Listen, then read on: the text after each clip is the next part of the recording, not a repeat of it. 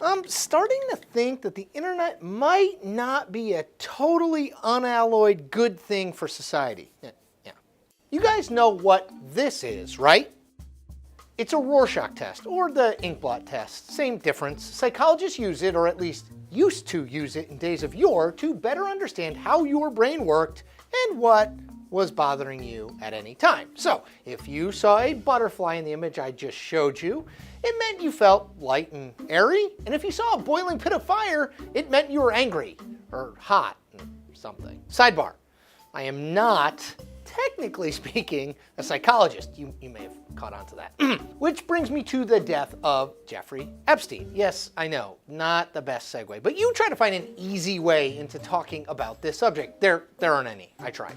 Epstein, in case you have been on another planet for the past few months, or years, is the wealthy financier accused of a series of sex crimes related to a sexual pyramid scheme of abuse involving dozens of underage girls. He was found dead in his jail cell in a New York federal prison in early August. Law enforcement sources have described Epstein's death as a suicide. Attorney General William Barr said in the days following Epstein's death that there were, quote, serious irregularities at the prison where the billionaire was being held, and that the Justice Department would be opening an investigation to get to the bottom of all of this. Complicating an already very complicated story is that Epstein counted among his friends and acquaintances a number of high-profile politicians, including the current occupant of the White House.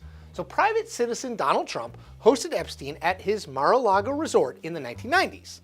And in a 2002 interview with New York Magazine, Trump said this about Epstein, quote, "I've known Jeff for 15 years. Terrific guy. He's a lot of fun to be with. It is said that he likes beautiful women as much as I do, and many of them are on the younger side," end quote. Which, well, yeah. But Epstein also has ties to former Democratic President Bill Clinton. In 2002, Clinton flew on Epstein's private jet to Africa. It was one of 4 trips that Clinton's office said the former president took on Epstein's jet, which all included stops related to work with the nonprofit Clinton Foundation, all according to a Clinton spokesman. Also in 2002, Clinton said this of Epstein, quote, "Jeffrey is both a highly successful financier and a committed philanthropist with a keen sense of global markets and an in-depth knowledge of 21st century science," end quote. In a statement following Epstein's arrest in July 2019, the former president's tone, well, it changed. Quote, "President Clinton knows nothing about the terrible crimes Jeffrey Epstein pleaded guilty to in Florida some years ago, or those with which he has been recently charged in New York," Clinton, through a spokesman, said. So what the hell does any of this have to do with a Rorschach test, is what you're likely asking yourself right now, which is what I'm getting to. Thanks for waiting. In the immediate aftermath of Epstein's death, the internet's ever-growing conspiracy wing spun itself into action with 2 main branches of thought. On the political left, the story went like this. Epstein was close to Trump.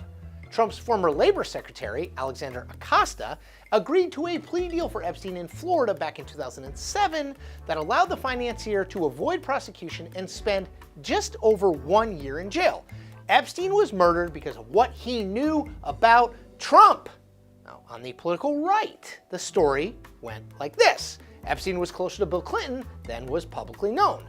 Documents revealed in the days before Epstein's death contained explosive allegations about former Democratic New Mexico governor and one-time Clinton ally Bill Richardson and his closeness to the billionaire. Richardson, by the way, has categorically denied those allegations. Epstein was murdered because of what he knew about the Clintons. Now, the latter theory got a major boost from none other than Donald J. Trump, who retweeted the thoughts of actor and comedian Terrence K. Williams shortly after Epstein's death was reported. Wrote Williams on Twitter, quote, "Died of suicide on 24/7 suicide watch? Yeah, right. How does that happen? Hashtag Jeffrey Epstein had information on Bill Clinton and now he's dead," end quote. Worth noting, neither Williams nor Trump provided any evidence for their claim that the Clintons were somehow responsible for Epstein's death. This is my surprise face. Epstein's death amounts to an internet political Rorschach test. See, I got there. You can see what you want to see in it. There's just enough uncertainty in what happened to allow people to slot his death into their preconceived notions about wealth, power, and politics in this country. In other words, you get out of it exactly what you put into it. You hate the Clintons? They must have had something to do with this. Hate Trump? Ditto. So, what's the truth? Well, honestly, we may never know. And unfortunately for all of us, lots and lots of political people on the internet don't even really care about that truth. And that is the point.